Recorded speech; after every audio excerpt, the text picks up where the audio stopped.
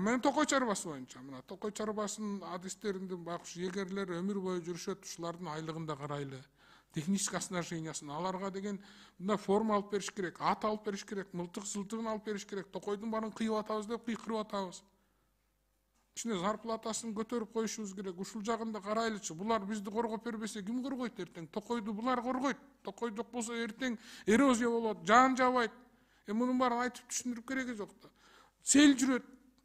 Ушуларды бир мындай материалдык жактан Алмаз Кушбек мына Кудайга шүгүр жыл сайын профит менен чыгып баратабыз. Ушул токой чарбасынын айлык технический немесинде бир карап коелу. Жок дегенде көп эмес 1 миллиард берип койбойсузбу эмдеги жылы 20 миллиардтан эмне болот эле ушулардын зарплатасына. Бардык райондо токойчулар бар.